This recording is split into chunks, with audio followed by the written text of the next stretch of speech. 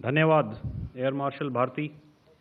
मैं आज आप सब के साथ भारतीय सेना के एयर डिफेंस मेजर्स जो कि हमने इंडियन एयरफोर्स के साथ मिलजुल कर तालमेल में लिए, उसके बारे में कुछ बातचीत करूंगा।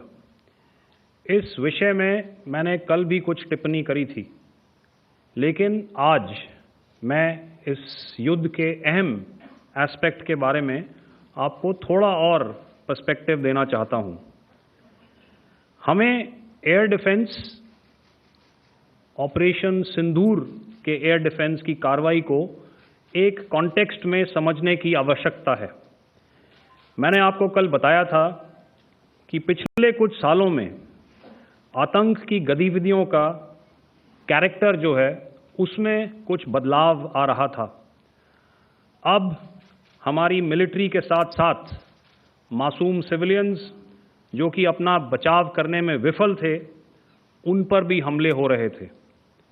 2024 में जम्मू सेक्टर में शिवखोरी मंदिर को जाते हुए यात्री और इस साल अप्रैल में पहलगाम में मासूम पर्यटक इस खतरनाक ट्रेंड के विशेष उदाहरण हैं। पहलगाम तक पाप का ये घड़ा भर चुका था। उसके बाद जो हुआ उसके बारे में हम कल विस्तार में बातचीत कर चुके हैं। क्योंकि आतंकियों पर हमारे सटीक हमले लाइन ऑफ कंट्रोल और इंटरनेशनल बाउंड्री को पार करे बिना किए गए थे, हमें पूरा अंदेशा था कि पाकिस्तान का वार भी बॉर्डर के उस पार से ही होगा।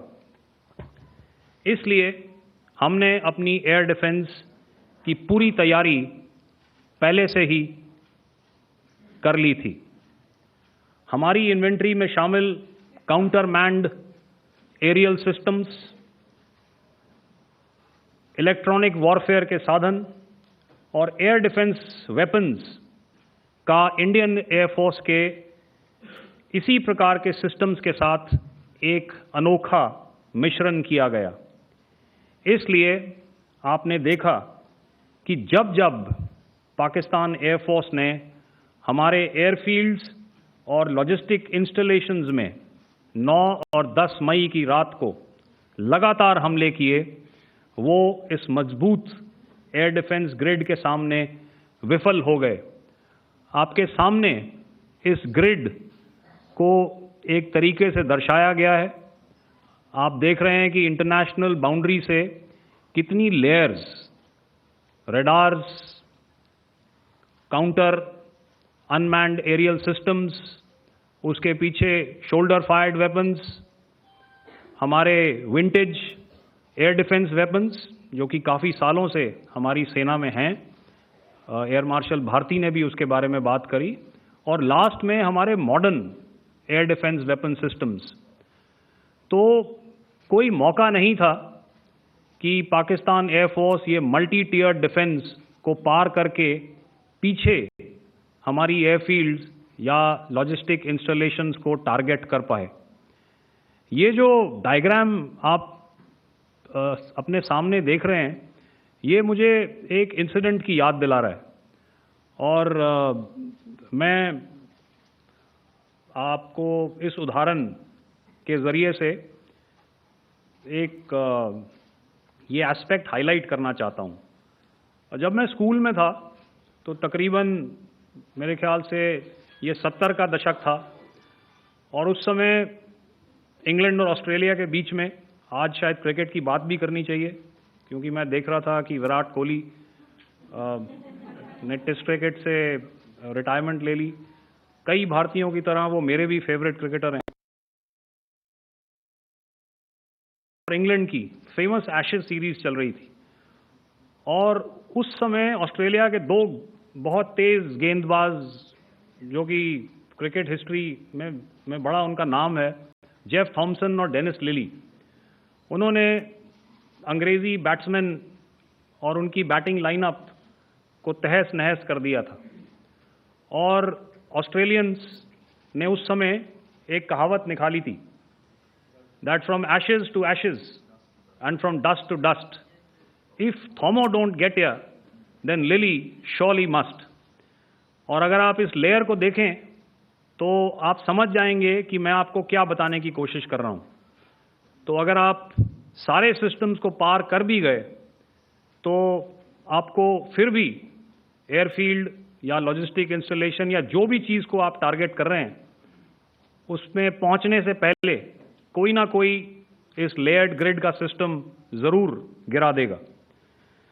जो दुर्दशा कल आपने पाकिस्तान एयरफील्ड्स की देखी और शायद आज भी एयर मार्शल भारती की प्रेजेंटेशन में, हमारी एयरफील्ड्स हर प्रकार से ऑपरेशनल हैं।